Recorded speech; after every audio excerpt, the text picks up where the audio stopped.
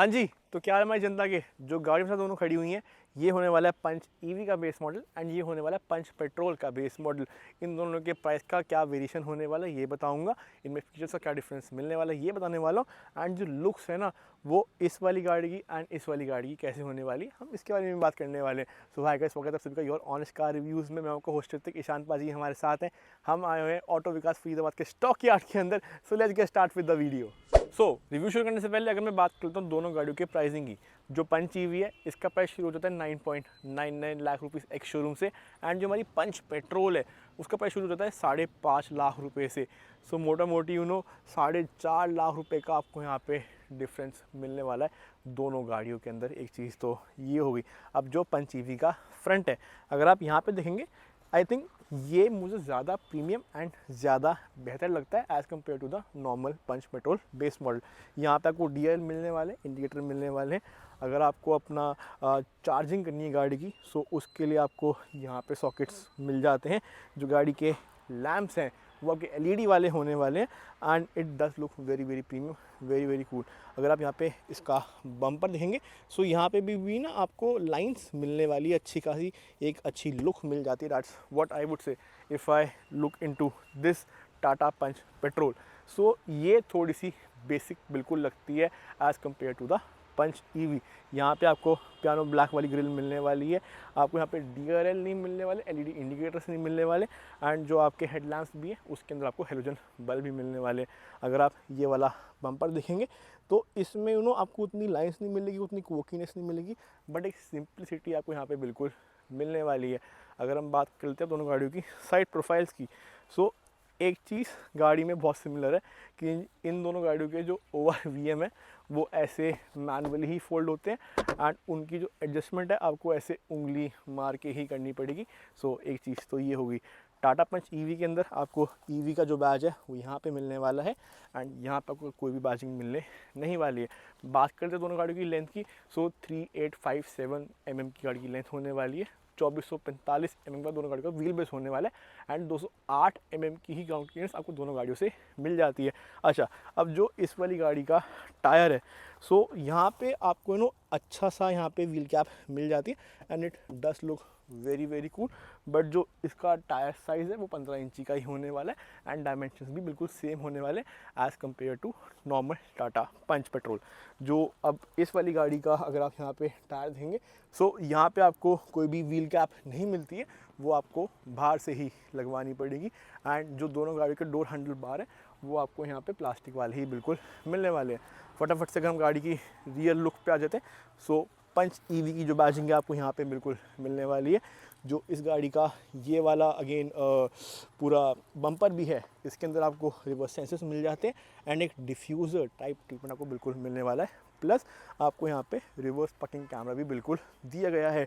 जो इसकी boot space है वो होने वाली है 366 लीटर्स की एंड आपको यहाँ पे 2 एडजस्टेबल हेडरेस्ट भी बिल्कुल दिए गए एंड जो ये वाली सीट है ये 100 वाले रेशियो में ही बिल्कुल नीचे जाने वाली है।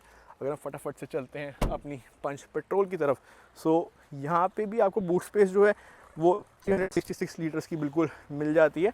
जो पंच का लोगो है वो आपको यहाँ पे बिल्कुल मिलने वाला है एंड अगेन आपको यहाँ पे भी रिवर्स सेंसर्स मिलने वाले हैं एंड डिफ्यूज़र टाइप ट्रीटमेंट ना आपको इधर ही मिल जाता है। सो मोर और लेस बम्पर जो है काफ़ी हद तक सेम है दोनों गाड़ियों का। पीछे वाला जो बम्पर अगर हम बात कर रहे हैं, आपको यहाँ पे कोई कैमरा नहीं मिलने वाला है।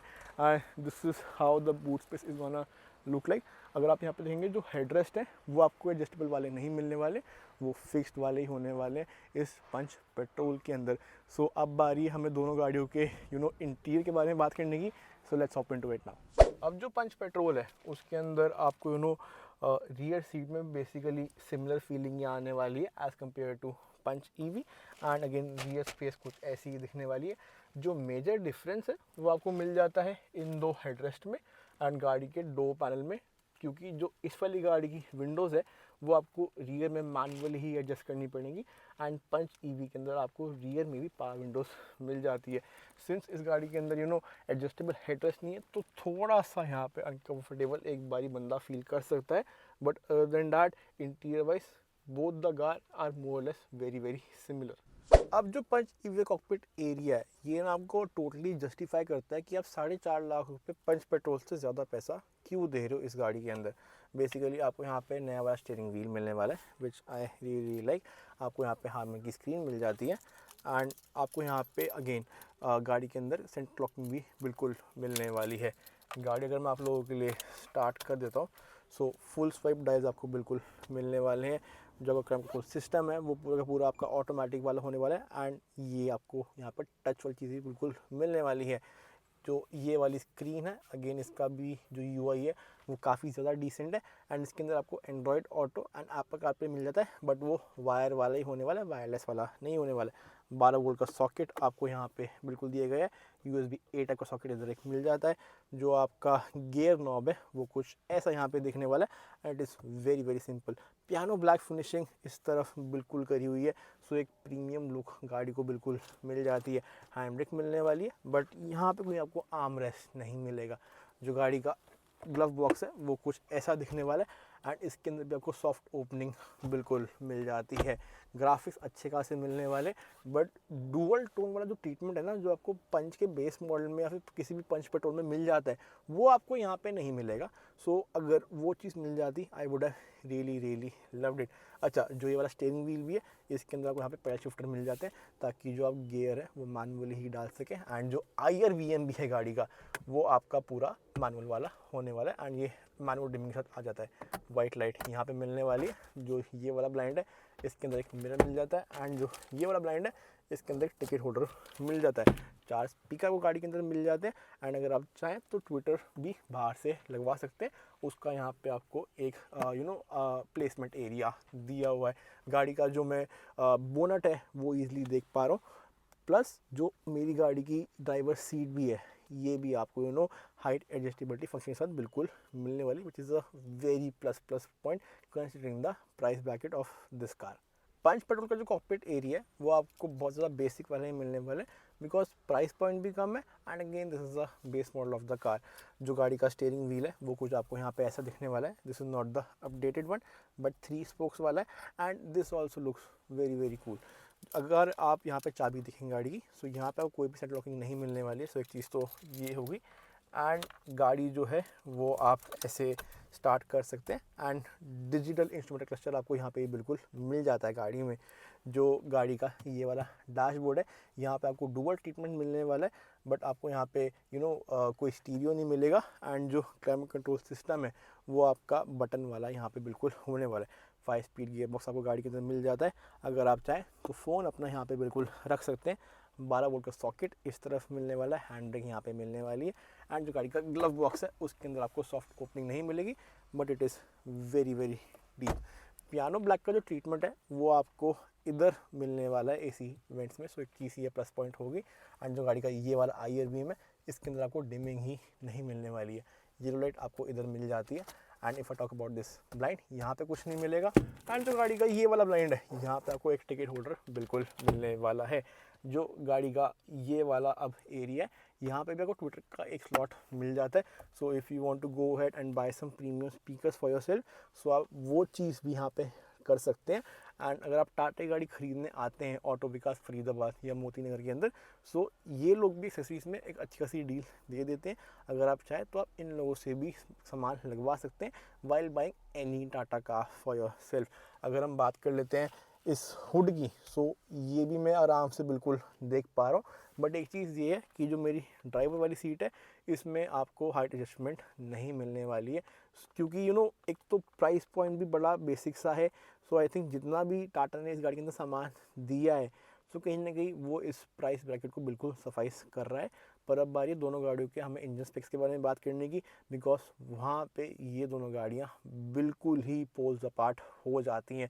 So let's get into it now. अगर अब हम बात करते हैं दोनों गाड़ियों के इंजन स्पेक्स की सो जो हमारी टाटा पंच है इलेक्ट्रिक वाली इसके अंदर आपको मिल जाती है 25 किलोवाट की बैटरी। अगर आप लेंगे का शॉर्ट रेंज वाला वर्जन, अगर आप लॉन्ग रेंज वाला वर्जन लेंगे तो वहाँ पे आपको 35 किलोवाट की बैटरी मिल जाएगी। पर अगर अब हम इस गाड़ी की ही स्पेसिफिकली बात कर लेते हैं सो यहाँ पे जो आपकी पावर है वो होने वाली है 80 bhp की एंड आपको यहाँ पे मिलने वाला है 114 Nm का टॉर्क। सो एक चीज़ तो आपकी ये भी होगी।